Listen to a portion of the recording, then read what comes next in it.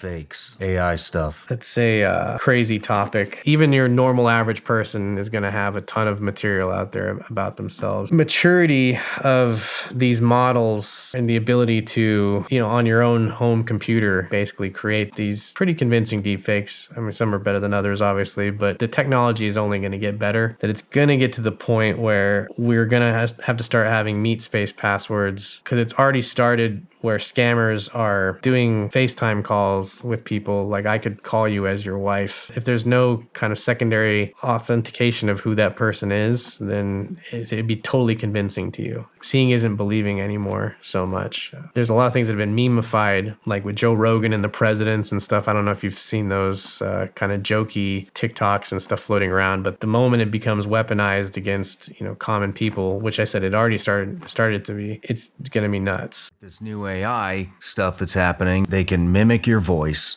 call your wife, and say, "Hey, Becca, this is John. I'm being held for ransom. Do you see where I'm going with this, right?" Well, soon they're going to be able to do this with FaceTime. They're going to be able to, we just talked about it. They can recreate your image and likeness and voice and manipulate it to do whatever they want. So I've always said it's going to get to the point where seeing is no longer believing. Well, a lot of times I come up with these things and then I tell myself, "You're crazy. You're coming up with these conspiracies in your head." And then I hear somebody else articulate it. My friend Todd said the exact same thing. He said it's going to get to the point where even seeing is not believing, because everything is going to be fake.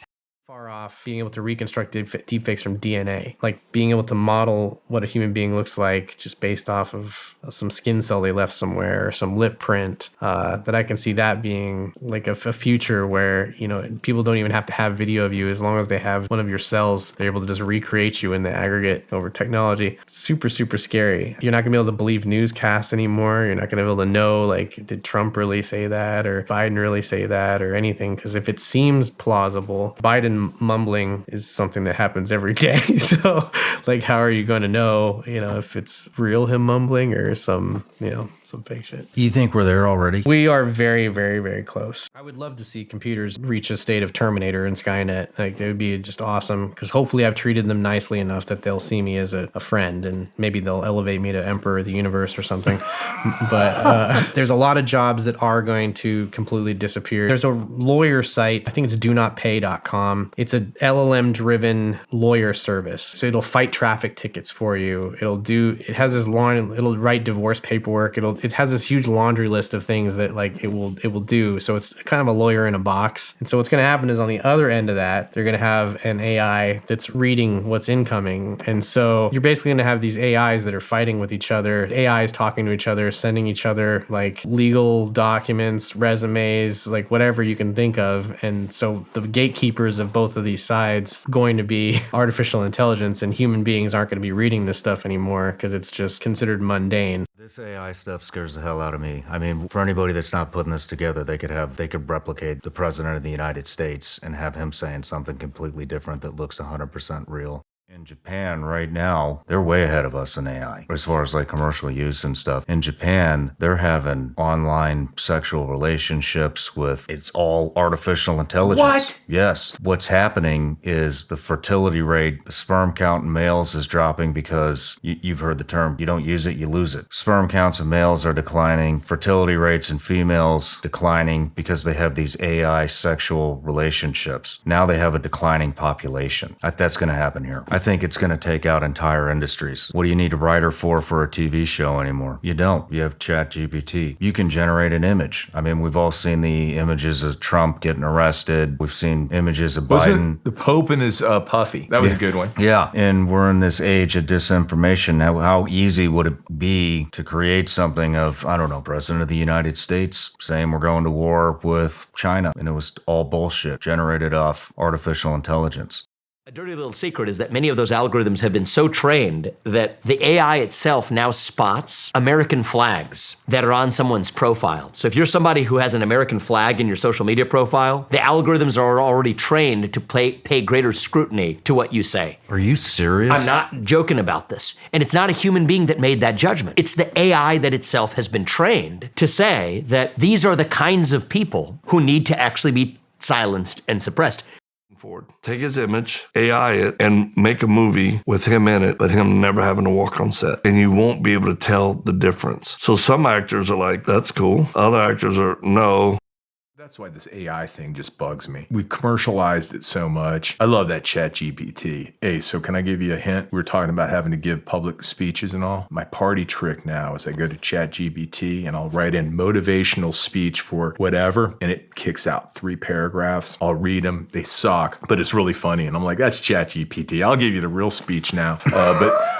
Yeah. You know, the thing with AI, and I'm not like Elon Musk thinks going to take over, like kill us all, although it could. How much more information do we need to have? Like Facebook started as this beautiful thing that was going to connect the world. Remember? It was glory.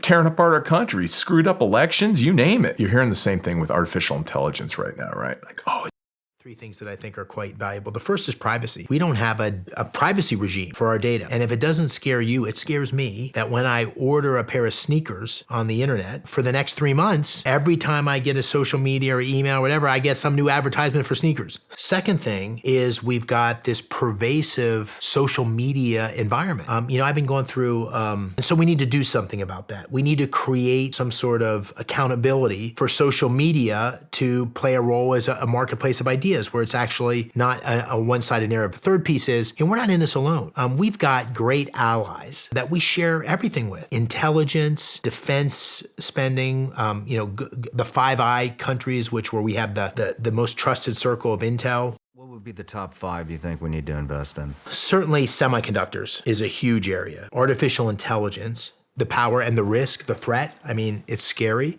Certainly quantum science, which allows for all sorts of developments in other areas. I think probably life sciences. There's huge genetic steps being taken that have huge implications for national security, for the economy. Maybe satellites, I don't know. But there's 5 or 6 big ones that have huge opportunity. We got to increase our basic R&D. Our basic research and development today is about half of what it was in 1950 as a percent of GDP. So we got to invest more money in basic science. We have to nudge the private sector to invest in those areas that are critical to national security, critical to our economic success. AI, 5G, those sorts of things. Right now, the capital that's going there has not been adequate. It's huge expenditures, huge. We're fighting against subsidies that are coming from other parts of the world, and the Chinese in particular. And we're losing.